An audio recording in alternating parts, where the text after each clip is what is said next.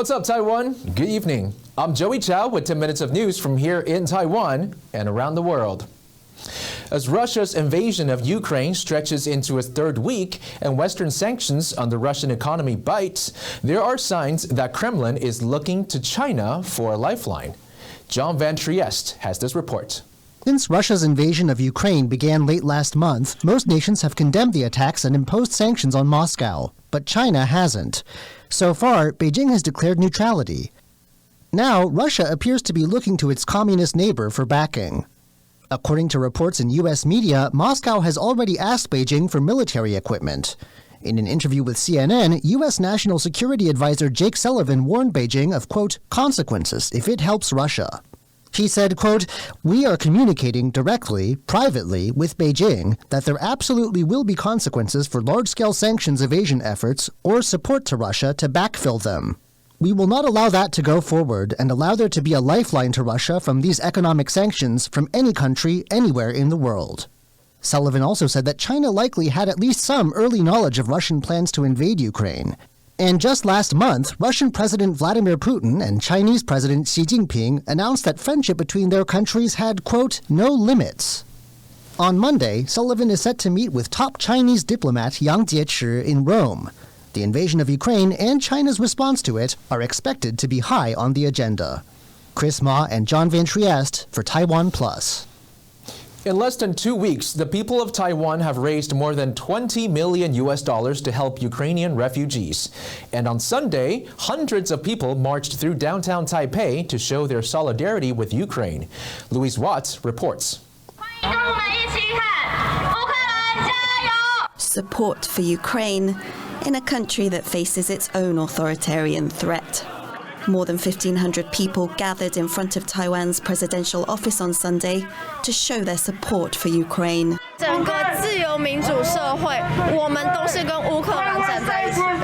Some demonstrators brought along their children.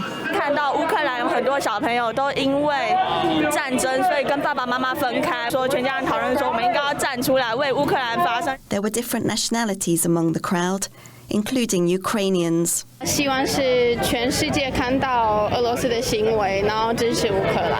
the organizer of Sunday's march says it wasn't just about showing solidarity for Ukraine, but also about raising awareness among Taiwanese of their own threat next door, from China, which claims Taiwan as part of its territory.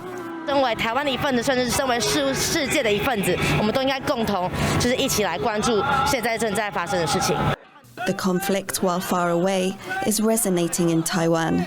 People have donated more than $20 million into an account opened by the country's foreign ministry to help Ukrainian refugees. In Rome, a Ukrainian church has expressed its gratitude to Taiwan's Vatican ambassador for sending aid, including face masks and food. The church offered a prayer for both Ukraine and Taiwan as a demonstration of mutual support. With millions of people now fleeing Ukraine and the humanitarian crisis escalating, global calls for an end to the conflict are growing louder. Karma Xu and Louise Watt for TaiwanPlus. A search team has found wreckage from a downed fighter jet off the southeast coast of Taiwan. The Air Force lost contact with the Mirage 2000 jet at around noon on Monday during a routine training exercise. The pilot, Lieutenant Colonel Huang Chongkai, is in stable condition. He ejected from the plane after reporting a mechanical failure. Some of Taiwan's Mirage 2000 fighter jets are more than 20 years old. The Air Force has grounded the entire fleet of Mirage planes for inspection. This is the second major fighter jet accident in Taiwan this year. An F-16V crashed during a training exercise in January, killing the pilot. 2 separate fires broke out in northern Taiwan on Monday, damaging buildings. So far, there have been no reports of injury. One of the fires occurred at Datong University in Taipei in the afternoon. The school evacuated hundreds of students and staff. Firefighters quickly put out the blaze, which damaged a 2-story building. Earlier in the morning, a fire broke out in a warehouse belonging to the food retailer Carrefour. The Taoyuan Fire Department brought the blaze under control shortly after 9 a.m. Carrefour says that its hypermarket operations across Taiwan are unaffected by the blaze. Authorities have launched investigations into both of Monday's fires. Now, did you do anything special on March 14th for White Valentine's Day? It was originally a Japanese holiday, but now it's observed across East Asia and here in Taiwan.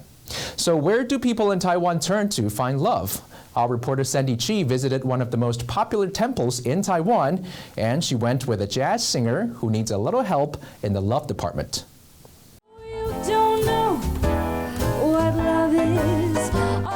26-year-old Australian Taiwanese jazz singer Caitlyn Mcgee is looking for love.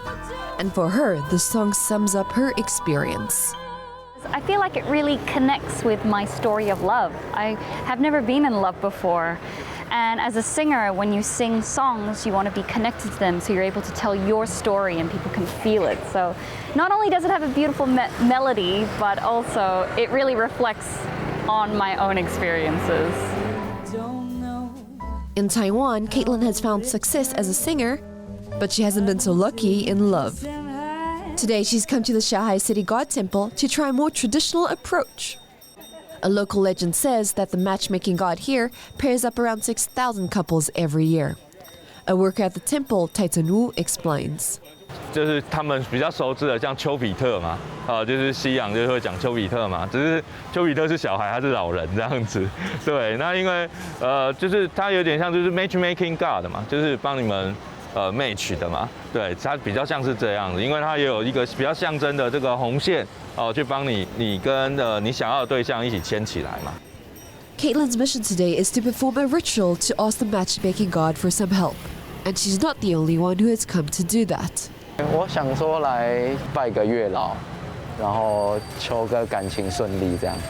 因为大家都说求月老很灵验这样。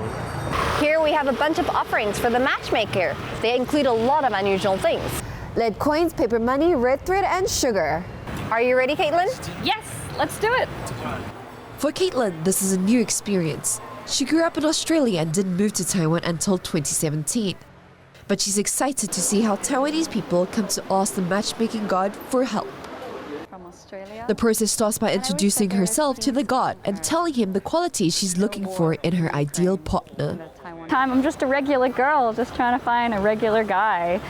I'm looking for a guy that is understanding, someone that's kind, and someone that shares a passion for the arts.